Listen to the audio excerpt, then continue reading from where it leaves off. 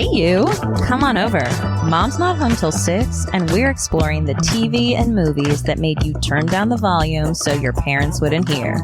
We're going to build our intimacy literacy and dig into all the weird messages we took from pop culture about sex, relationships, and ourselves. Because, let's be honest, this was all the sex ed we got. Today, we are exploring the wonderful wild world of cinematic treasure 1978's Grease. It's Grease Lightning! Today, I am joined by the pinkest of the pink ladies, the Rizzo about town, the one most likely to kick Patty Simcox off the bench in the middle of a musical number, Blair Somerville. Relationship therapist specializing in gender, sexuality, and relationships. How you doing? I'm doing all right, and I'm really enjoying the justification. Wow, that's where my brain's at right now. Juxtaposition of I'm kicking Patty Simcox off the bleachers, and also I'm a relationship therapist. I just really enjoyed that. Duality, one right after the multifaceted. Duality. Both but ends. who are you? You are Veronica, who I am hopelessly devoted to. Aww. And you are a sexuality educator, coach, and intimacy director for theater. Generally, the person most likely to do a both hilarious and very sexy burlesque routine. Again, for hopelessly devoted to you. I just can't. I'm stuck on that song today. It's such a good song. So, like you said, we're talking about Grease. Grease is an American musical romantic comedy movie that was released in the U.S. on June 16th, 1978. So actually pretty close to the same date as the date. Oh my of the gosh. recording. It's an anniversary podcast. It's an anniversary podcast. The twist. Grease is based on a 1972 stage musical of the same name, but it's pretty different. Like the setting's totally different. Apparently the stage production was like set in Chicago, which I didn't realize. The film depicts Where is this? Wait, where is this one set? The fucking suburbs. Oh, okay. Huh. Yeah, nondescript American suburbs. Okay. The main thing I wanted to share is the ages of the actors playing the teenagers we're focusing on. Because we are focusing today on two relationships. We are tracking mainly the relationship between Danny and Sandy and Rizzo and Kaneki. True. Give me those ages. Give me the stats. Here we go. John Travolta is Danny Zuko. He was 23 at the time of the movie. He was the youngest one. He was the youngest? Yes. Olivia Newton-John was 28 years old, playing Sandy. Stockard Channing, playing Rizzo, was 34, the oldest in the cast. 33. Maybe 30. I mean, I don't know how long filming took, so she could have turned 34. Wow. And Kaneki was 26. Jeff Conaway. I want to know. Tell me, set the scene for me. When was the first time you saw Grease? Like, is this a new experience watching this, or what's your history? DTR for me. My relationship with Grease started in the upstairs playroom of my family home. Where all good things begin. Around 10. I'm watching it repeatedly on VHS. Yep. I am obsessed with this movie. I do not understand most of what's happening, and I do not think I understood that it was a comedy. I would think I was taking it pretty seriously because I was like fucking 10. I didn't know what the jokes were. Oh, yeah. Except Eugene. I knew we were supposed to laugh at Eugene, who's bullied repeatedly. Yeah. It's a tragedy for Eugene. That's my relationship to Grease. What is your relationship to Grease? My relationship to Grease is a similar timeline. I think I was probably 8 years old because I think that they had a re-release of it in theaters when I was about 8 for some sort of anniversary, right? Because if it was released in 78, then the Like a 20th anniversary release. Mm-hmm. Yeah. And so that was the hot activity to do for birthdays that year, was to have a sleepover party and go see Grease in the theaters with your friends for your birthday party. I know. I like that you had to clarify that was the popular birthday activity. Not just that that's what you did, but that was the hot thing to do as well. I'm choosing to believe it was the hot thing to do. In reality, I don't know what was popular, because I know it's shocking to believe, but I was not a popular kid. I mean, I had friends, but we were not cool. Let's say that. Okay. And I would posit that it was probably a similar social status to the cast of this film, because I don't think these are popular people. No, they're the main characters, but you sort of get the impression that they're kind of stuck being friends with each other because no one else will be friends with them. Oh, yeah. Oy, oy, oy. Yeah, absolutely. Ooh. They seem really self-serious, so I'm not surprised that 10-year-old Blair was following their lead and like, okay, yeah, these are very serious characters because they take themselves very seriously.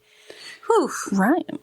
And I certainly didn't get that, like, no, these are clearly not teenagers. These are like almost middle-aged adults in many cases, because I was 10, so they're just adults.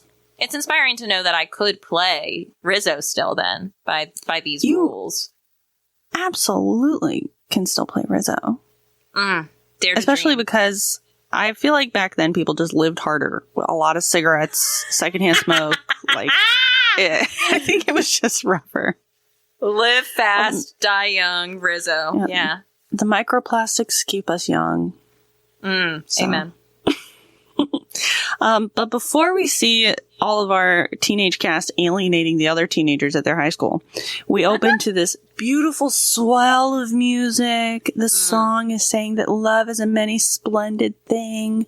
We get a romantic montage of Sandy and Danny frolicking and kissing on the beach. In a leather jacket, nonetheless. Picturesque.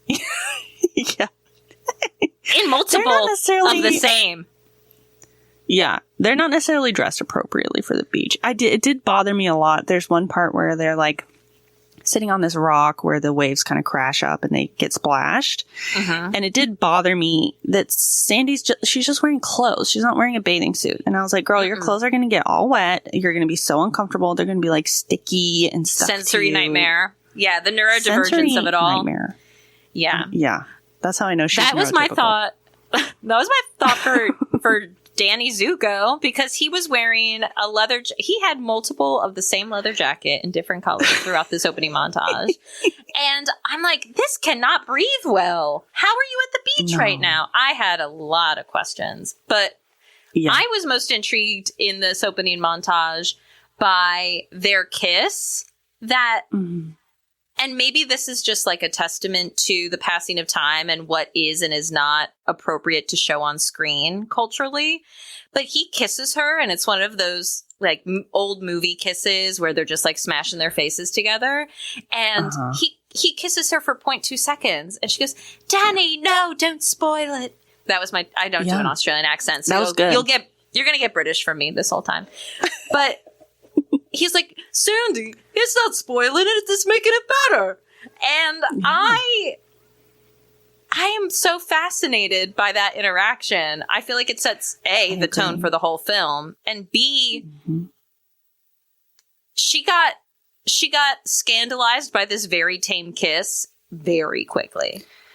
Yeah, I guess he put his tongue in her mouth and she was like, oh my God, it's too much. It's too much. I'm overwhelmed. That was the sensory nightmare for her. Yeah. Yeah, I guess so.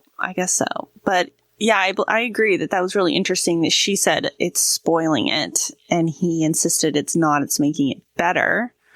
And that little interaction also brings me to, as an adult viewing this film, a new theory I have that probably is like well established already, whether this is correct or not, but I'm not educated on Grease as a film, so I don't fucking know. I do not believe that these characters have had sex with each other, and I also believe They have not had sex with anyone at the time of the movie, which becomes sort of debated when they sing their Summer Lovin' song shortly here. Oh, they did not have sex. I don't think any of these characters have had sex yet. Yeah, that comes up more later too, and I agree. So they end on that note. It's only making it better. We kind of transition to the outside of Rydell High School. It's the first day of the school year. We see the first shot of Kaneki. He's bullying some guy. Then he says to his friends when they come up to him, he's been working all summer. Yeah. Our first shot of Danny, we see him talking to some girls, but he immediately leaves them as soon as the camera zooms in on his little face to go and talk to his friends. With that little butt chin. Okay, let me... last night, I watched this at my friend's house, and she has a fancy old TV.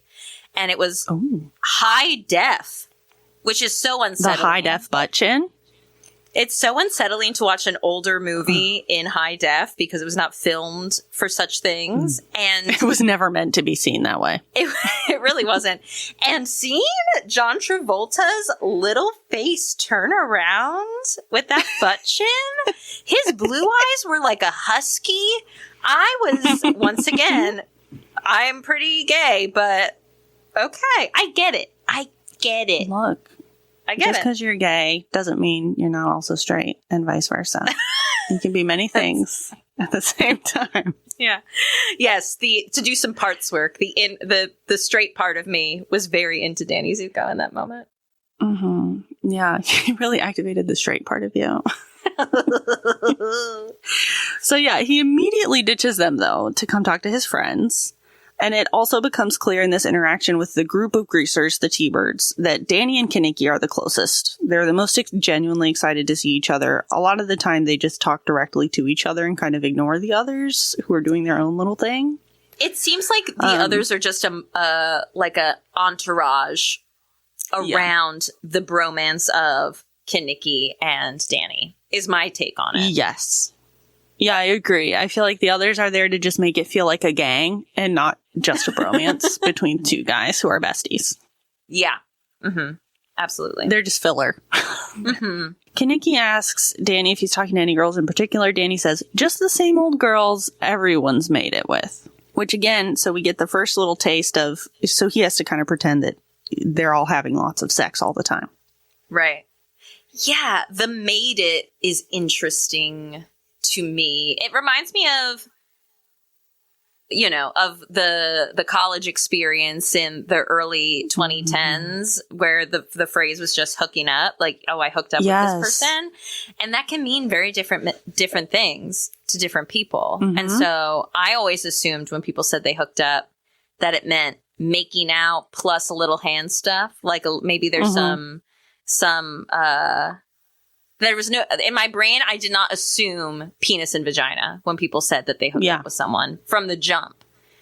I would assume there was more than making out, probably less than penis and vagina. But that was just my very sheltered view of the world, I realize now in retrospect. I don't know what people meant.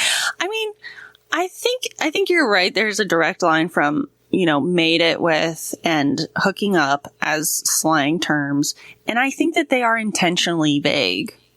One, to be euphemistic, but two, to have that sort of like plausible deniability because so often they're sort of about status things that we have a double standard about, like if it's cool or okay. Because for these boys, it's clearly meant to be a positive thing that they're making it with a lot of different girls. But we get the impression, especially from Rizzo's plotline later on, that is absolutely not a positive thing for girls to be saying. Yeah, but even in that, Rizzo, after their beautiful song and dance, in which there were many more backup dancers than I recalled. I know. Maybe it was the high def of it all, but on this watch, I was noticing these extras in the background dancing. This one guy's in the far right corner in a green shirt on the bleachers, not near any of them doing the choreo. It's like a dance mom moment where it's like a parent that knows the choreo too well. Anyway, after the song and dance, where John Travolta reaches for his life to hit that high note that he does not successfully hit. Yeah. Rizzo says something like, he said he loved you, but he didn't try and make a move on you. Sounds like a creep to me, right? Is it something like that? Yes. And okay, also I feel it's important to point out that this song, right before they start the song Summer Lovin', Putsy is laying in the bleachers looking up some nearby girls' skirts. Right? Yes. But also, which is, obviously enormously problematic, but also I find it interesting that his friends, the greasers, are the ones who call attention to it and are like, bro, you have to get a handle on yourself. So Summer Lovin' begins. This song flips back and forth. Sandy is singing how romantic and sweet her time at the beach was this summer. Danny is boasting to his boys he met a hot girl and keeps implying they've had sex. We get Rizzo looks very annoyed the entire time. Yeah. Kaneki has possibly the worst line in the song, asking, did she put up a fight? Even as a kid, I knew that was not the best. Yeah. Even as a kid, I think I felt confused. The song ends with Danny claiming he said, I told her we'd still be friends. But Sandy says we made our true love vow. I'm inclined to believe Sandy. When I was a kid, I thought our true love vow was a euphemism for something very serious. I don't think I knew exactly it was sex, but the way she sings it with the music change, and she's so makes wistful. It be like, oh my God, what happened? That's a big deal. It was. But who's to know? I agree. And I think that's why watching it as an adult, I was so surprised to develop the certainty that these characters are all virgins, certainly at the start. Oh my God. Maybe, I'm still on the fence about Rizzo. Honestly, it could be Marty. Marty could be the one. I don't know. Marty has all her long distance boyfriends that she's writing to in the military. And she's getting them to send her gifts. Yeah, she's running a OnlyFans underwear selling scheme for the soldiers of Korea. Yeah. Yeah, one woman USO, as Rizzo put it. Yeah, she's an entrepreneur. She's a solopreneur. She is. For sure. I love her. I think she's actually one of my favorite characters in this. But anyway, you're correct. After the song, they're talking and Rizzo says, true love, and he didn't lay a hand on you. It sounds like a creep to me. And Sandy insists he was a gentleman. He was a gentleman. This is one of those moments where I feel like Rizzo's like, man, I wish I could learn more what in the hell she has internalized about sexuality and how women are supposed to express sexuality. Because she has a lot of times where she has this like intense desire, but also a lot of like anger and like resentment around it. Because it seems like it's very clear to me that the Sandy Rizzo of it all is the, Madonna whore complex, damned if you do, damned if you don't journey. And in some moments, Rizzo feels like she is really reclaiming her sexuality and being really unabashed and unapologetic about it in a way that I love. And I'm like, yes, Rizzo, get yours. Like they're at that little sleepover and she goes to climb out the window. It's like, I'm going to get my kicks while I'm young. Rizzo, are your parents at home just like hating life and eating TV dinners? Is that what Rizzo goes home to? I don't know. And at the same time, there is a bitterness to Rizzo. And I wonder if it's because Rizzo sees Sandy embodying the unrealistic ideal of like purity and naive romance.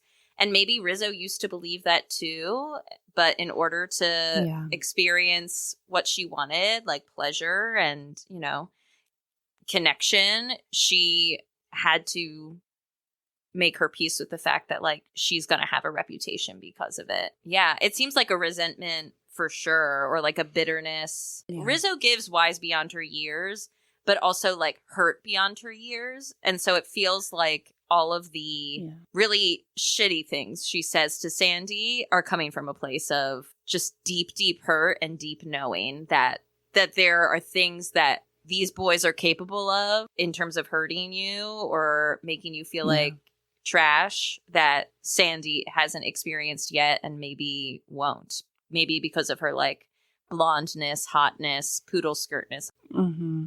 Yeah.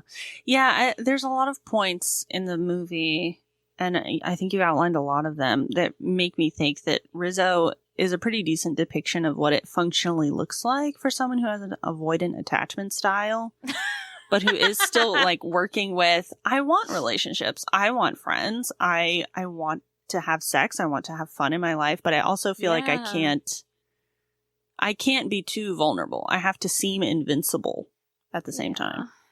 Yes.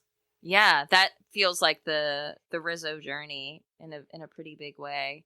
And I, as a kid, got so thrown off by, and even yesterday when watching it, I was watching it with friends, and some of them were like, wait, I am having a hard time following this plot. There are so many outbursts that happen that are just a result of subtle moments that if you're like looking down for a second, you completely miss what's going on. But I guess that's also so much the intensity of high school feelings also, that the slightest look might warrant a milkshake to the face. There's also that there's a number of time skips that they do not signal in any significant way. Like, I'm sitting here like, wait, was this the same day? Is this 3 months later? I really can't tell. There's no passage of time montage. And it's very clearly like just a bunch of vignettes to outline the school year. But it's like no one's mentioned that American Bandstand is coming, but all of a sudden the dance is tonight. What? Right. Yeah. They mention the only clear markers in time are when people talk about it's the first day at school. Are you ready? It's our senior year. Let's go. Mm-hmm. And then the last day when there's a big sign that says graduation carnival. Yeah. So, okay. I've gotten us so far away. Let's talk about the Danny Sandy reunion experience. They're at a pep rally. Yes. They're at this bonfire pep rally. Rizzo realized prior to this that she knows Danny, and she like indicated to the other pink ladies, let's keep it a secret. We're not telling Sandy. I'm going to introduce them at some point. The bonfire is when she decides to do it. At this point, Sandy is a cheerleader. We see her flirting a little bit with one of the guys on the football team.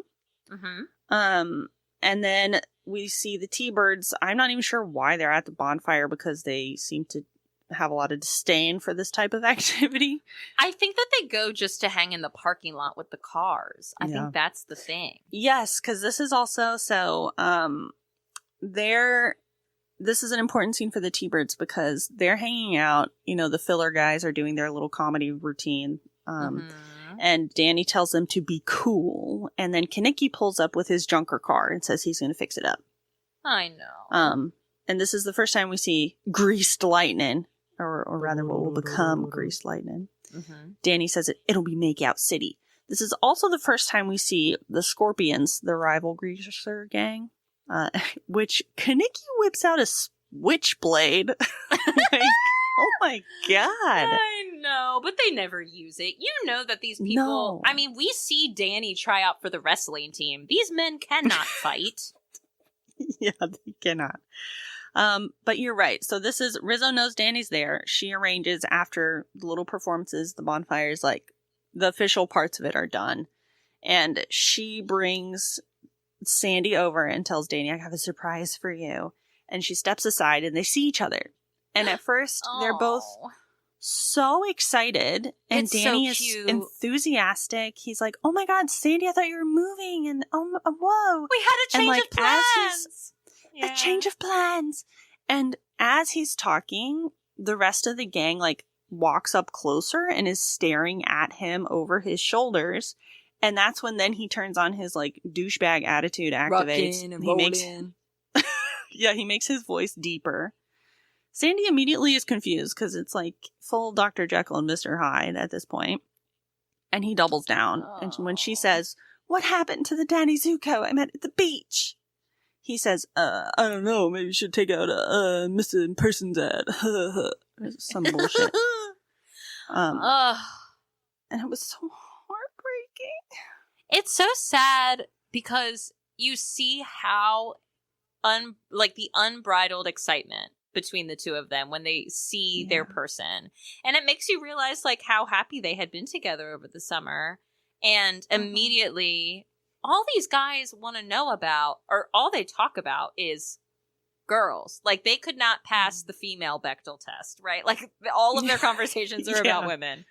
And it's very clear that it's about fucking, it's not about love, right? To have feelings is not cool, is not grease to lightning, as it turns out. Yeah. But making the chicks cream, also, lyrics I did not understand as a child. Right. That is grease lightning.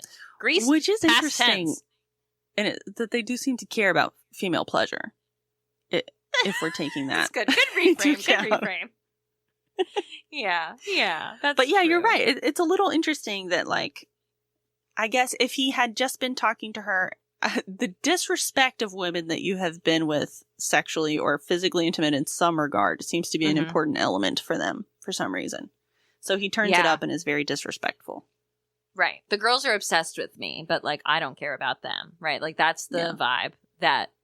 But I will say, like, thinking back to watching it as a kid, it was clear to me even then that how he was acting was not authentic, and it also wasn't okay. Yeah. So that's, we'll give it that 1978. Yeah, I agree. Even as a kid, I was like, wow, he's deciding that this is how he has to look cool in front of his friends. And you can tell by the look he and Rizzo share after Sandy storms off really says a lot about him feeling like really furious, probably at himself and at her, and realizing like, I don't know, she put me in this position where I had to act like a complete douchebag, even though I really care about Sandy, in order, like, Rizzo set up this conflict between being cool in front of my friends or really getting along with Sandy. Right. So Rizzo did that to be an ass. And Danny, you get to make choices. Like, you can't just outsource your own behavior. Made all the more interesting because not too long after this, and we'll get into it more in a minute because there's something that Frenchie says I want to talk about a little about. But Kenickie is into Rizzo, and he is totally fine with telling the guys to fuck off at any point. Yes. When he's like, Rizzo wants you to leave, so you're gone. Right. Yeah. Like, we are going to go hook up at Makeout Point. Get out of here. Yeah. As a kid, I thought Kenickie was kind of a villain. I loved Kenickie. I was all about him. I wanted to be Kenickie. Right. Maybe it was because the scorpion guy looks like Kenickie in a different font. So in my brain, they were the same person. The same guy. Right. They were like, he did have a switchblade, as we discussed. Yeah. They were analogous. And maybe it was internalized purity culture, right? Because he was like unabashed in his desire to fuck. But in watching it now, Kenickie's the hero of this whole thing for me. I know. Every time I watch it, he endears himself more to me. He's a serious douchebag at various points. Oh, that's true. That's true. But he's no problem being like, Rizzo and I want alone time. Go do your Three Stooges act somewhere else, please. Yeah, so it's interesting that you're right. We can't let Danny off the hook because it's not only the pressure from his friends. It's that he doesn't have whatever that confidence is that Kenickie has to tell them, no, I'm not going to just do what you want me to do. I care about Sandy, at least at this point in the movie. And you guys are still going to think I'm cool regardless because you're literally doing a Three Stooges act. So get over it. We have matching jackets. We can't be that cool. We went out and all bought matching jackets. Come on. But yeah, so they have this exchange. Sandy's crushed. Frenchie is trying to comfort her and says that men are amoebas on fleas on rats. And then she whips this out, and I want to hear what you think about this. The only man a girl can depend on is her daddy. Well, maybe that's true for some people. I think in the year 2025, recording in Pride Month, let's reclaim daddy. That's great. Sure. Except I will say, and we haven't talked about any media that this has happened in yet, but something I really do hate that happened in the 60s and 70s was sexual partners calling each other like my old lady and my daddy. I feel like Fleetwood Mac did that a lot. That stresses me out. But that's something you didn't need to know about me. Interesting. No, I love the personal share. So is it the contrast of old lady and daddy? Or is it just using daddy, period? Probably a little bit of both. But I mean, what did you think of Frenchie's? I mean, it's cute that Frenchie seems to be a daddy's girl, I guess. Right. I mean, I guess good for her. She has a positive relationship with her dad. That's how I want to see it. I hear a little more of the sort of gross, like, patriarchal, like, women are sort of property. You belong to your dad until you get married and belong to a different man. Yeah, Frenchie's just trying her damnedest throughout this whole thing to just, like... She's so sweet.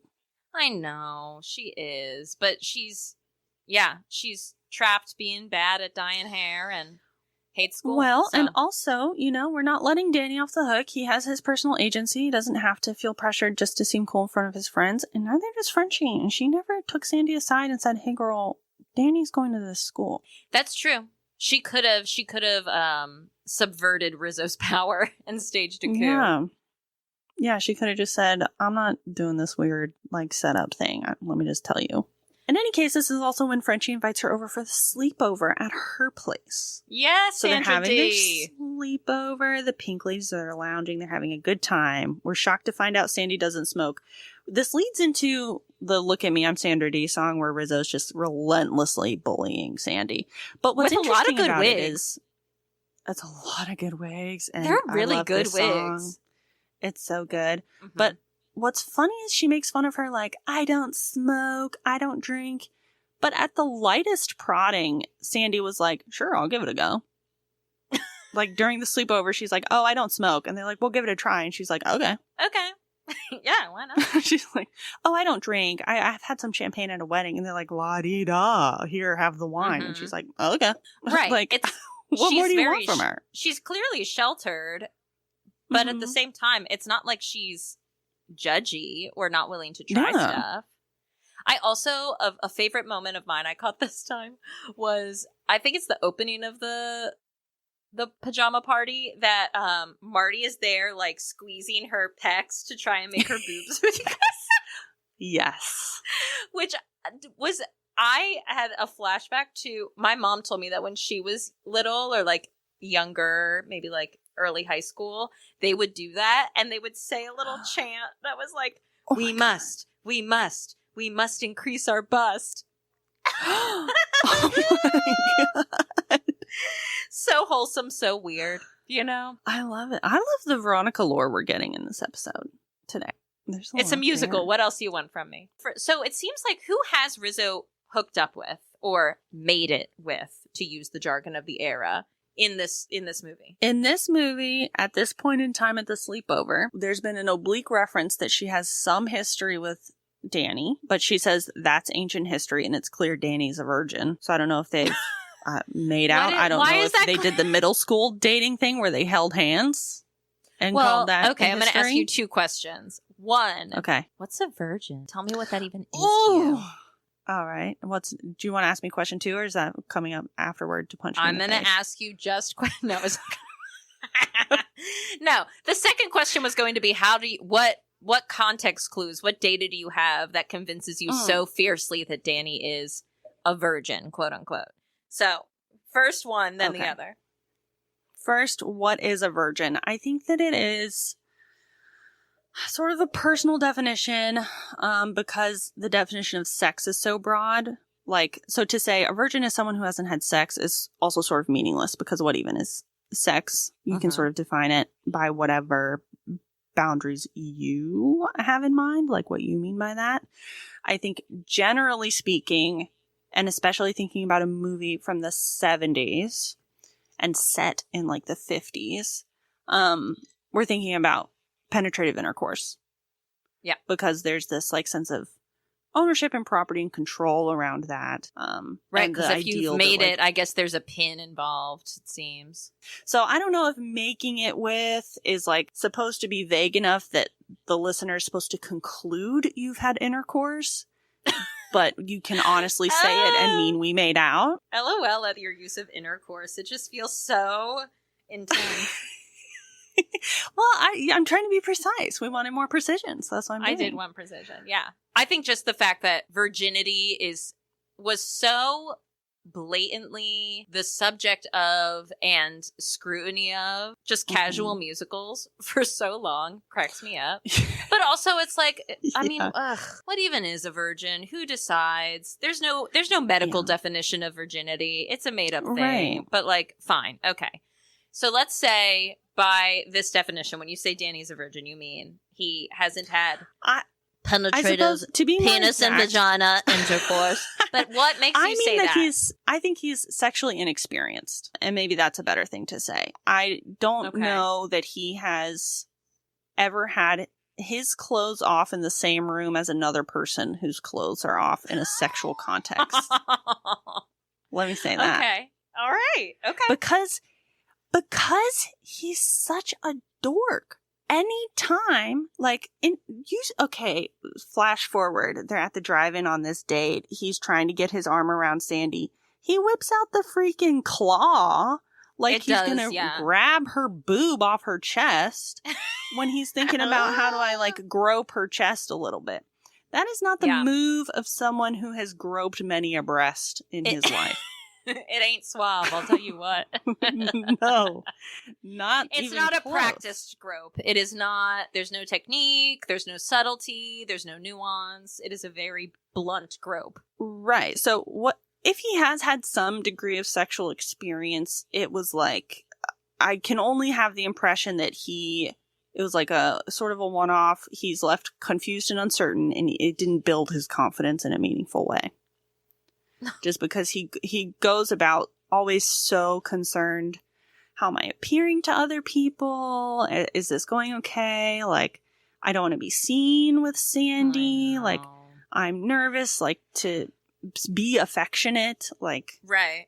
Well, and I think meanwhile we see the car scene between Kenickie and Rizzo, and they are hotty-totty-totty. They are hot and heavy in this car. It really, though, but it also is deeply clumsy, which I love. I love the clumsiness. That just makes the heart grow fonder. Yes. We open on them making out in the back of the car. Let's tease it. Okay. Because we got to back up to the gangbang. We promised we'd get into the gangbang. We got to back up to the gangbang. So we've teased this little bit. Blair. Tease me. We're going to, don't worry, I will. And we'll get into it in just a minute. Okay? So we're going to back up. We're going to cool down for a second. Talk about a gangbang for our cool down. The T-Birds pull up to the sleepover. Danny is already telling them, I changed my mind. I want to leave. They're making fun of him. Again, he's very nervous. Rizzo gets dressed and she says, your favorite line, I'm going to get my kicks while I'm still young enough to get them. And then she shimmies down the drain pipe to get out the window to the car. She does her confident walk to the car. She talks to Kenickie. She does have a sultry little walk. She's got a swagger. She knows how to put it on. It's a swivel, really. Now, see, this is also a little bit of evidence that we can talk about for Rizzo and what sort of sexual experiences she may or may not have had. Because she's flirting with Kenickie. She says something to Danny. Danny's like, you look nice or whatever. Because he's trying, I don't know why he says that. But then she's like, oh, you trying to get in my pants, basically. He says, sloppy seconds ain't my style. And gets out of the car to leave. I know. Which again goes back to the purity culture, hyper fixation on intercourse. And that somehow that ruins you in a way. Right. That you have to be pure and untouched by anyone else. I think it's also a dash of internalized homophobia because I think there's, if we follow that thread, that you need to be pure and untouched by anyone else, or else it's basically I'm having sex with my best friend Kenickie, and I secretly do want to have sex with him, but I do want to do that. Yeah. Oh, yes. And she has a great line with Kenickie in the scene too, where she's like, "What's up?" And he, yeah, and he's like, "Oh, you know." Yeah, he's like, "Yeah, you already know."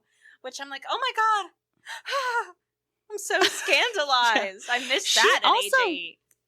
She also whips out another pretty good euphemism that I didn't get when I was young watching this movie. She says, when Danny's leaving, she says, where are you going, to flog your log? Uh-huh. Flog your log. This film is chock full of cliches and turns of phrase. The whole thing. It sure is. And Danny says it's better than hanging around with you dorks and then leave. So he doesn't even deny it, which I think is kind of funny. Yeah. And so then we're left with the four of them in the car? Yes, because the three guys, Kaneki and Rizzo. Mm-hmm. This is when Kaneki's like, all right, y'all need to get out of the car. And Rizzo's like, yeah, what do you think this is, a gangbang? The other three go for pizza. Yeah. Well, and I think that, what's his name? Mr. Lattieri. Sonny Lattieri. Yes. Makes a little joke like, don't you want it to be, basically, when she asks that. And I was, you know what? Rizzo is a direct queen. I love that for her. She's going to say it. And I think that perhaps to be an armchair psychologist for Rizzo, I feel like her coping mechanism here is, if I know that I want to, I think that she's having sex or doing these things with guys genuinely because she's enjoying it. I don't think it's just like, this is what, it's not a seventh heaven situation where she's like, the guys want it.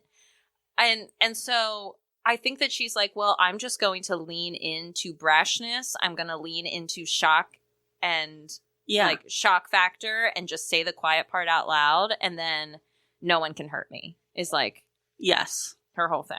Yeah. I agree. I get the feeling that she is like, there's definitely a kernel of what I actually want or how I actually feel in here.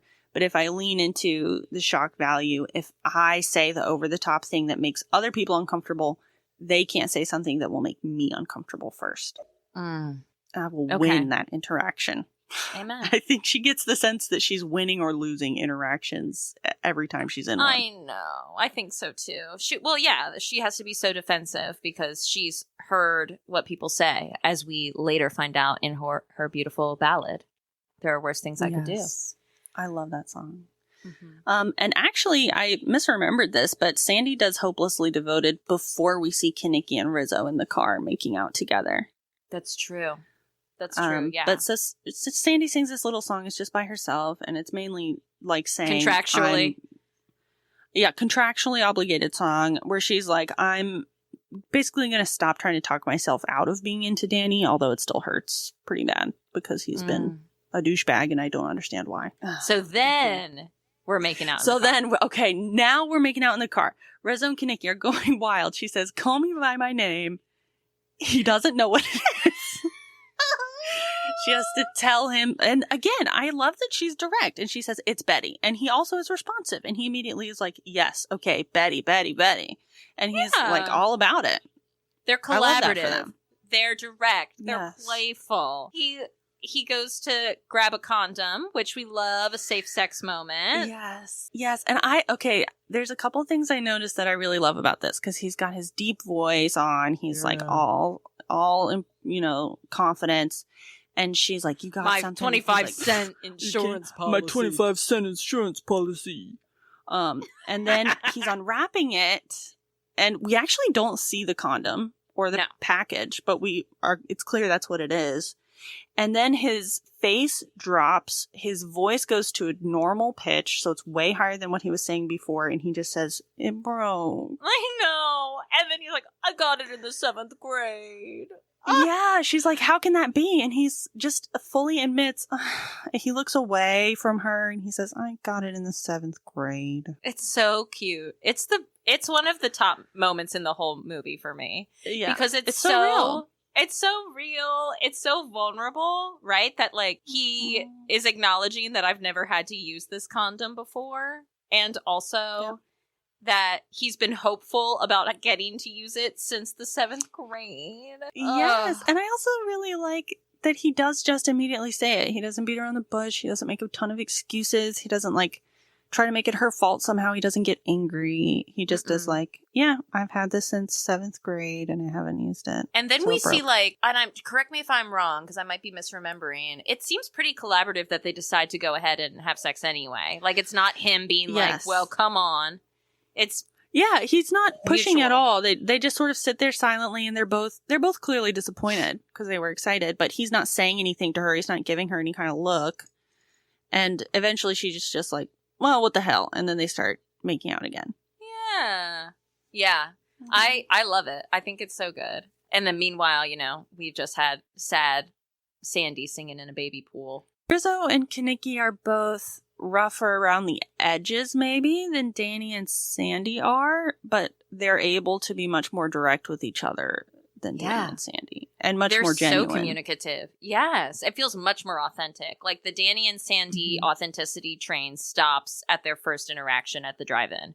It's just very performative from them. And even, I'm curious, so, okay, Danny and Sandy, they have this, you treated me like crap, so I'm going to date this jock guy. Danny's going to be like, I'm going to show you I love you, so I'm going to try out every sport known to man. And eventually they decide to get back together, and they're going to, like, the soda shop, the malt shop. And he's freaking out that they're going to be seen, and basically yoinks her by the arm to the very back of the ice cream parlor. I'm just throwing out every ye old phrase to describe this place. And hides behind the menus. What is the motivation there? Like, what is that whole vibe? Well, what's interesting is at first, and this was my impression when I was younger, was that he was afraid to be seen with her. Like, he's embarrassed of her. But watching it this time, I think his motivation, and he was maybe right about this, is that he's embarrassed of his friends. And he doesn't want them to crash his date. Because as soon as they spot him, they're pulling up tables. They're sitting down. Why are you so obsessed with me? They're making, like, comments. Rizzo and Kaneki are arguing openly. And Danny is sitting fully with his back to his friends, facing directly away from them. He turns in his chair to put his back to his friends. Because I think he just was like, I am so sick of them. I don't want them to crash my date. And he repeatedly is like, I just want us to have privacy. Yes. I just want us to be together. Right. Then just, like, go to make out point then, like a normal person. Don't go to a crowded soda shop where no one can hang. Right. Yeah, I don't know why. Well, again, maybe he did that because he has a lot of anxiety because Danny is sexually inexperienced. I'm not giving up this theory. Okay. That's fine. I accept your theory. Also at this little thing, so Kaneki and Rizzo have some obvious tension about money going on when they crash this date. We also see Rizzo covering up hickeys with her, like, makeup compact and complaining about them. But Kaneki says, a hickey from Kaneki's like a Hallmark card. Only care enough to send the very best. It's the best she line calls in the him whole a film. pig, and he sort of seems to like it. Oh, yeah. And then he bites into the burger. Yes. Oh, my God. I'm sweating just thinking about it. Thank you, Kaneki. Yeah, I love that. But it's very clear that something has shifted for Rizzo. Now that they've had sex, it feels, for anxious, young, closeted queer Veronica who was surrounded by Catholicism, I thought that it was like this cautionary tale. That, see, you have sex, and then your relationship has to fall apart because you did the bad thing. Yeah. I think I also was confused, again, by the passage of time. As a kid, I was like, is this all one day? What is this, 2 days? What the hell is this? It's very unclear, I think we're meant to understand some amount of time passes, and maybe they're more regularly hooking up, to use the, or making it, as it were. And it is clear something has changed for her. She's on edge even more than she usually is. And this is also good because we get a little bit that Sandy can be a little oblivious because all this is going on. And then Sandy says, oh, Danny, my parents want to meet you. Everyone else in the group falls silent and is listening. For tea. They need the tea. They're desperate. No, the parents want tea. She oh, yeah, that's right. She's like, my parents want to have you over for tea. Yes, it's very like, bizarre. What the hell is that? He acts a little rude about it. And again, because everyone around them has gone completely silent and is waiting to hear what he says because they're eavesdropping. Well, because he has the cool guy image to protect, and cool guys don't meet parents. Parents don't like me. Which I'm not convinced he's met anybody's damn parents. I don't think he's ever met somebody's parents. Not for lack of invite either. I think it's just like, yeah, I don't think that he's ever had the opportunity. Bless his No, heart. I think he's too nervous. I think he has anxiety and he can't talk about it. He doesn't have the words. I get you, Danny. I feel you. Yeah. Yeah, right? So anyway, he pretty quickly is like, all right, Sandy, let's get the hell out of here. They do. Kaneki and Rizzo have a little argument about money. It escalates. She throws her milkshake in his face, storms out, does apologize to Frenchie for the splash damage from the milkshake. He follows her because he's like, I couldn't quite hear what he said to her on his way out, but it was something like, we're going to talk about this. Like, you can't just storm out. It's very clear for the rest of the film that Rizzo is like icing out Kaneki because we not too long after is the drive-in scene where Rizzo says that she thinks she might be pregnant and then everyone finds out. Like he said, Rizzo is now giving Kaneki the cold shoulder. We have this little scene where Danny and Kaneki are unsure about the dance. And Rizzo is also unsure about the dance. And Rizzo leaves the school parking lot with the scorpion guy who's inexplicably single today. He doesn't have cha-cha with him. Gregorio. Cha-cha di Gregorio. I'm the best dancer at St. Bernadette's. That is a soundbite that gets stuck in my head. It's one of the best lines in cinematic history. And so she and Danny also have history, too.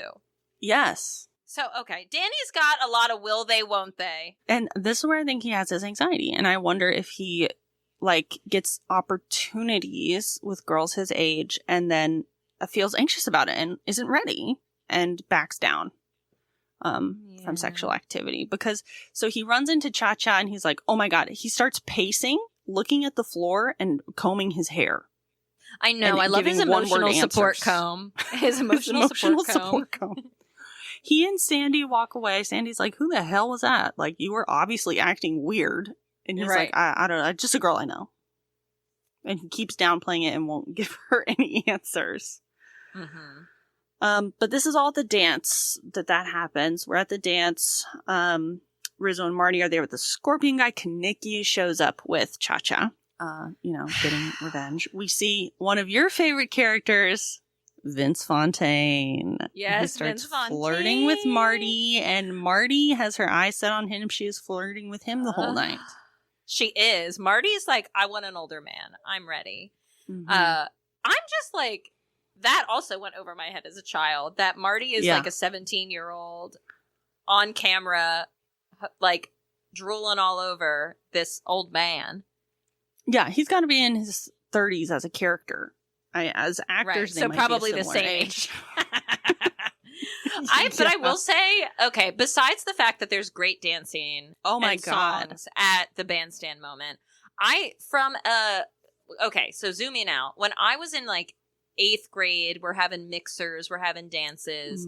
Everyone, the thing to do was just to grind on each other. Like, that was dancing. Oh, yeah. It was just like, did grind. You guys grind? Right? There's no savoir-faire. There's no artistic creativity to a grind. It's just there. No, there's no flips. There's no sliding around on the floor. This was equally slutty, which we love, but there were flips. There was crinoline under skirts that was a different color than the skirt. There were people shimmying on their backs on the floor with people walking all over them. Humping the air. Yeah. Yes, it was a marvel. I loved it. Yes. I loved every last bit of it. Bring it back is what I want. That was incredible. Watching this, I was like, if this is what dances were like, maybe I would have gone to them because well, they weren't. Not in our era. This looked wild. Also, irresponsible dance moves, flinging your arms and bodies around like without a care in the world. What is it? A mosh pit? Like they easily could, if this wasn't carefully choreographed, they would have been slamming into other dancers left and right. But it's basically chaos. It's beautiful. Chaos, it ensues. It devolves quickly as dancing goes on. One of the other greaser guys at some point inexplicably comes out and pulls Sandy aside while she and Danny are dancing. And they're doing some great dancing together. It's very cutesy. They're doing well. Also, equally inexplicably, they love their finger guns. Danny continues dancing. Confused. He looks confused, but he continues his choreography. Ooh. I guess the show must go on. He's a true performer. Consummate performer. He's a true performer. Cha-Cha sees her chance and dives in.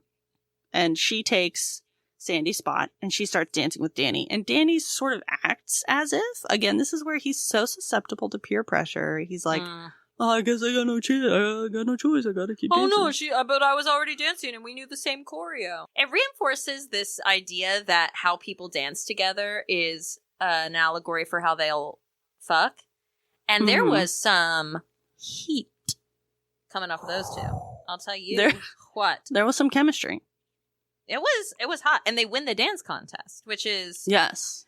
I mean, add salt to the wound for poor Sandy. But, I mean, let's be honest. Sandy was not the best dancer. She was fine. She was passable. It was cutesy. Yeah. Lots of finger guns. Sandy's cutesy. And that's fine. Little There's shuffle nothing wrong steps. with cutesy. To take us back to the Manny Santos of it all, last episode in Degrassi, you can be cute and desirable. You can have it all. Yeah. But in this moment, you can't compete with Cha-Cha in a blue tulle skirt underneath her Betty Boop low-cut outfit. You can't. No, putting her foot on Danny's chest and like lowering him onto the floor with it. With her sculpted leg muscles. It is arousing, to say the least. Yeah. Yeah. Sorry, Sandy. But I mean, it was nice. It was so wholesome and heartwarming seeing her dancing with Danny. I really liked it. I loved them dancing together. And it's just, there's a reason the music changed. And we got a lot more saxophone once it was Cha-Cha. Mm-hmm. Saxophone, as they say. The dance ends abruptly. They won the dance competition, and then they're supposed to slow dance. And the T-Birds moon the cameras. And then we go to the drive-in. Yes. This is where things really devolve. Yes, this is where things really go off the rails for both relationships. This is the Grease equivalent of every rom-com's moment where they break up because of a misunderstanding, and then we see each person sad in their own respective places. So, like, somebody's walking down the streets of New York all sad and zipping up their jacket. Someone's eating ice cream on a couch. And in Grease, that equivalent, that is depicted by Danny trying to grope Sandy with a claw hand at the drive-in, and then trying to cover it up by giving her his ring to try and commit. And then we see Rizzo confide in Marty that she might be pregnant, and then by the time they get to the car, Kaneki knows about it. And Kaneki, to his credit, responds Kaneki decently. comes up to her, which, also, he still has this really comically large lighter that he had in the Greased Lightning song earlier, which I just really loved. But in any case, he immediately approaches Rizzo and asks her, why didn't you say anything? Maybe I can do something. She says, you already did enough. He says, I don't run away from my mistakes. She's clearly hurt, but she deals with this by lashing out and says, don't worry, Kaneki, it was somebody else's mistake. But it wasn't. It wasn't somebody else's mistake. It was Kaneki, and she has feelings for him. And that's why she says it, because she has an avoidant attachment style, and it was too much intimacy, so she had to shove him away. So he kind of laughs at first. He could have just said, I don't run away, and then that would have been good. But no. Yeah. He kind of laughs, says, thanks a lot, kid. And she says, anytime. He walks away at this point. But again, I'm kind of surprised given the time period and the, extreme masculinity he generally performs. He doesn't have any sort of, you've been running around on me, you cheated on me. He doesn't yell at her. He doesn't get angry. He's just also clearly hurt. And he walks away. Yeah, so this begins, the dark night of the soul for everyone involved. Well, and Danny's got to sing his song with the animated hot dogs in the background. Stranded at the drive-in, worrying, what will they say Monday at school? Ugh. And it's that song to me is the song that you get up and you go refill your drink at the concessions.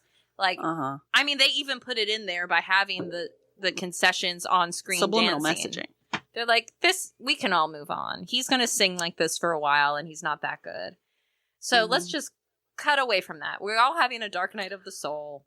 Okay, we cut straight into our other favorite moment, Veronica. I know you love it. Describe it. Our favorite intimate moment between our two beautiful boys. Yeah. This is the greatest love scene in the whole damn thing. Yeah. It's okay, there are intimate moments that happen of actual connection. Ranking them in no particular order. We have the Danny and Sandy see each other at the pep rally for the first time. We have the sweetness of the Betty and Kaniki condom moment. And then we have this beautiful, healthy masculinity, intimacy between best friends, could be lovers, with Kaniki and Danny. So Kaniki has been just pouring his heart and soul into mothering, parenting his car that they've been working on in shop at school. And also as an aside, during Grease Lightning, did you realize that the lady who runs home ec was also dancing with them? That's too funny. She little Easter egg for the people. She says in this moment, they like ask her if she'll show up at Thunder Road, and she like says no, but then later at Thunder Road she is there working on the car. Yeah, well, so a teacher showed up at this like gang race showdown. She couldn't stay away from the drag show. No. The drag race, not the drag show. But that could also be a fun scene. We'll put that in for Grease 2 or 3 or 4. John Travolta's got the range. We know it. That's true. They are getting ready to race the Scorpions, who have like a bionic car with little razors that stick out. Nitrous boosters and shit. You can tell Kaniki's nervous, and then he asks Danny if he'd be his second, and he's so nervous, and he's all mumbling about it, and then they have this, and Danny doesn't even realize what he's being asked, and ultimately, it's not about being his second, but it's about being his partner. Besties. Yeah, this is their version of "Will you wear my ring?" This is, and I think it is more vulnerable and intimate than the ring experience. And he says yes, and they have this beautiful embrace. It's so good. It's so cute. My favorite parts about it, I love Kaniki's really slow, like he's really got to build himself up to it because he's so nervous. He's nervous. We've been friends a long time, right? And like, remember that movie we saw, the driver, the guy, and the lieutenant, and like he had a second. He had a second. And he like looks at him. Will you be my second? And Danny's like, what? You want me to drive for you? No, just like in case, just in case. It's so cute. And then they both start laughing. I also really like, it's so cute and also funny the way they had to start, like, once they're laughing and they're relieved and they realize they're both going to say yes and they both feel the same way about each other, they start punching each other until then they're allowed to hug, and then immediately they start fixing their hair. Yeah, it's the emotional support hair stim. It is. It is. I love their hair combing stim. It's very sweet. And really I like cute. That they were like, that was overstimulating. I really loved this like vulnerability and mutual expression that like we are on the same page. We love each other. I need to self-soothe. I need to self-soothe, and also I gotta like maintain a strong masculine image. Right, for these 3 stooges that follow us around and no one else. Because no one else in the school pays attention to you or thinks about you at all. But okay. Right. So they race. Cha-Cha pulls down the little flag. Sandy is lurking on a steep incline in the distance. And the race is neither here nor there. It's tricky, but ultimately the T-Birds win. We're all happy. It's all fine. Yeah. Sandy realizes that she has to do something. So she asks Frenchie if she'll help her. Did you catch some of these lyrics she sings in her little, like, okay, I'm resolving to change and I'm going to ask Frenchie for help? Because she sings this little song to herself. Will you sing it to me? Well, I will not sing it because I'm not a trained singer in the way that you are, but I will recite it, a spoken word style. She says, look at me. There has to be something more than what they see. Wholesome and pure, oh so scared and unsure. A poor man, Sandra D. And then she's like, Sandy, you must start anew. Don't you know what you must do? Hold your head high, take a deep breath and sigh. Goodbye to Sandra D. Which is, it's almost like she's saying in some ways, I don't like feeling constrained by this wholesome and pure image. Mm-hmm. But at the same time, it almost feels like she's trading one set of pressures for another. Oof. I don't like that. It feels very, it wants to be, I contain multitudes, but I think it is under processed. Like, she hasn't really realized her why. And so she's just cosplaying as someone who is a little scandalous. Like, she wants a little bit of, this is the thing of the Rizzo, Sandy binary, is that both of them are yearning for a little bit of the nuance of the other one, right? Like, Rizzo wants to be able to be soft and be taken care of, and Sandy wants to feel like more embodied in her sexuality and feel brave enough to take risks. We can all learn from each other, people. That's the takeaway here. But it doesn't always involve a great off-the-shoulder black jumpsuit, leather pants, in a fun house, a at red the carnival. lip. Yeah. Good. Oh, but that reminded me, for Rizzo's development, the last, she gets her solo song as well, right before Thunder Road happens. She and Sandy are like, oh, it's going to happen. And Sandy bumps into her and is like, oh, Rizzo, I heard, because the rumor mill is churning. And if there's anything I can do to help, let me know. And Rizzo at first is like, I know what people say about me. Leave me alone. But then she stops and says, thanks. And then she sings, there are worse things I could do. Are there any particular lyrics or parts of this song that really stood out to you? To build on my developing theory, you're watching it happen in real time. When I said earlier that it seems really clear to me that Rizzo goes home and sees a very unhappy marriage, if she sees a marriage. Yeah. Like, I don't know if her parents are together, but it's like the 50s and divorce was harder to come by, et cetera, et cetera. Yeah. So I'm going to assume her parents are together. She says, like, I could stay home every night and wait around for Mr. Right. Like, it seems like a lot of her actions are a direct response to a cautionary tale that perhaps she is seeing played out at home. And she's right. There are worse things she could do than go with a boy or two. And ultimately, I think what we see is that she's not actually going. She's a flirt. We love a flirt. Flirting's fun. Yeah. Decriminalize flirting. Yeah.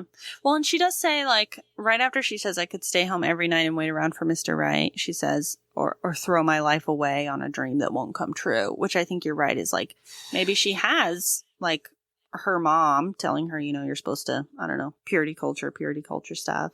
And then she sees that she's not happy in her marriage. And is like, so what? I'm supposed to wait around for Mr. Right. And he's not actually right. Why am I going to do that? Justice for And Rizzo. I think that really speaks to the weird, mixed message that I think is still current that teenagers get. At least it's the message that I still got when I was in high school and, whatever shitty, almost barely there sex ed I got was the weird mixed message of, sex is bad. Don't do it. You're bad if you do it. Again, what counts as sex? But in any case, don't do it. You're going to be ruined. But also, it is this extremely magnetic, very important thing. And this is the most enjoyable time in your life to have it. It would be the most fun thing you could ever do right now. But that's also why it's bad and evil and don't do it. Yeah. And it's very confusing. It's very confusing. And to flesh out that purity culture myth for folks who are taught these very shame-based messages, it's also don't ever have sex, but then when you get married, you should have all of the sex. You should be available for your husband's desires at all times because you are responsible for their, happiness and everything forever and ever and ever. And you should have no hang-ups about sex because why would you? Except for the fact that we've been telling you it makes you a terrible, sinful person to have up until this point. This light switch that oh, cool, sex is great now, and now it gets to be really exciting and pleasurable and fun for everyone, and we'll magically know what we're doing because we got such good sex ed this whole time. Yeah, it's terrible. I can only imagine how much worse sex ed even was for Rizzo. And if she's not seeing a happy marriage at home, that's not helping. And we also in this song get a little bit more of her avoidant attachment where she says, but to cry in front of you, that's the worst thing I could do. I know, because it's too vulnerable and she can't let people see she's impacted by them. I just want to hug her. She has to be invincible. Yeah. And so, then they have the Thunder Road stuff. We go to the end of your carnival. Seniors are celebrating graduation. We get another cute, this is the last real interaction we see between Kenickie and Rizzo. Rizzo's on the Ferris wheel. Kenickie, which I think is interesting given that he walked away and she told him it's not your baby. He still is coming up to the bottom of the Ferris wheel and saying, get off of there in your condition. I know, because he cares about her. And he's worried about her, and he doesn't run away, he said. She says it's a false alarm, so she's not pregnant. And she gets off the Ferris wheel, and he says, I'll make an honest woman out of you. Yeah. And she, again, her avoidant attachment, she says, well, if that's a line, I'm not biting. Like, I can't seem like, I don't really, I can't being get my close hopes is kind up. of scary. I can't get my hopes up. I'm kind of afraid. And then he insists. He says, it's a bona fide offer. Bona fide offer. It's a bona fide offer. And they have a beautiful kiss, very passionate. At the bottom of the Ferris wheel, which gives me such anxiety. They're going to get their little noggins kicked by some kid. The only thing worse to me than a Ferris wheel is a Ferris wheel that is intended to come apart and be transported. And they terrify me so badly. Yeah. I'm not about it. I agree she should get off of there in any condition. You shouldn't be on it. In any case, then we see Danny wearing his Letterman jacket, and he's talking to the boys, and he's telling them, while you idiots were doing whatever you were doing, I lettered in track because I gotta get good for Sandy, and you guys can't have a leader all your lives. And they're like crushed. I'm going to change for her. Sandy. She's going to change for me. And it's true, because here she comes, and she's in the off-the-shoulder black outfit, leather pants, her heels, her toes are out. We can see the grippers. She's got her red lip. She's got her hair teased. And she has a cigarette that she doesn't actually know what to do with. Luckily, Danny's looking away when she can look over to Frenchie to ask for advice on what the hell to do with this cigarette. It's so cute. When he falls to the floor. And they coach her in a full dominatrix move of like, throw it on the ground near his face and then stomp it out. Tell me about it, stud. Yeah, it feels like an homage to the Cha-Cha Di Gregorio foot on the shoulder. Yes. It makes me wonder if we're having a little bit of a Quentin Tarantino moment here where somebody involved has a foot fetish. It could be a foot thing. Yeah, get the grippers out. When the toes are out, put them right in his face. So that's sort of what I'm getting from it, is that there's very likely Quentin Tarantino involved somewhere in this. Or maybe he saw it and it was a very formative moment for him. And then we get You're the One That I Want. You are the one I want. The second to last song. Very cute. A fun little romp through the fun house. Mm-hmm. And this almost immediately, as soon as the song ends, they're like, okay, it's the end. And they sing their last song, which is We Go Together. And it's like the whole cast. Like you said, an enormous number of extras. I know. I thought it was just one song. You're telling me that's two songs? If you put the soundtrack on your Spotify onto your sing-along playlist for musicals, you'll find that they are actually distinct songs. Wow. And then they fly their little beep beep buggy into the clouds. They fly into the sky in the car. They ascend just like Jesus. Full body ascension. Into the clouds. Yes, they have a total ascension.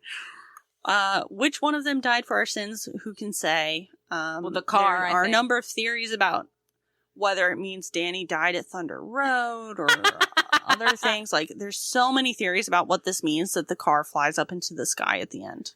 I think it's all a dream ballet is really what I think about this film. Could all be a dream. So if you were to assess, in your expert relationship therapist opinion, which of these relationships feels the most mutual, the most communicative, the most healthy, knowing that health is a subjective term and often is rooted in systems of oppression. But let's just pretend that's not true for 2 minutes. Mm-hmm. What do you think is the healthiest relationship in this film? The healthiest relationship in the film, I mean, of the ones we talked about today, I think I have the most hope for Kaneki and Rizzo. Mm-hmm. Everyone has a lot of work to do. Oh, certainly. To have a long-term relationship. Certainly if you're going to add kids into the mix, which probably they will because it's like the 50s and, that's what's expected. A lot of them are doing what's expected of them. They don't run away from their mistakes. They don't run away from their mistakes. I have the most hope for the two of them because as much as Rizzo stiff arms Kaneki anytime he tries to come in for intimacy, he keeps trying. Yeah. And she ultimately does want that, and I think that they can work on it, and I have the most hope that they would both agree to go to couples counseling. Because I think Kaneki would do it. I think he would do it for himself, and I think that he would be the one to suggest it. I think that Rizzo's the one we have to worry about. Yeah. Betty Rizzo. Right. Yeah, Betty. I think Elizabeth Rizzo Betty, but has to get into that couples therapy. I frankly don't see Danny agreeing to couples therapy. I think Sandy would want to. She would because never he would keep flip-flopping back and forth. She would never suggest it, though. You don't think she would? No, I don't think she... I mean, maybe. I don't know. She told him he was rude. Yeah. I don't know. If she did, I agree. It's sort of up in the air. She might see it as like, whatever, I'll just leave and not do couples counseling, which is fair. But I think he's likely gonna continue to struggle a lot with, well, in this social setting, I have to act this way, and I'm a completely different person. And then when we're alone, I'm a different person. And when we're in a different social setting, I'm another way. And I think that she doesn't like that, and it's gonna wear her down.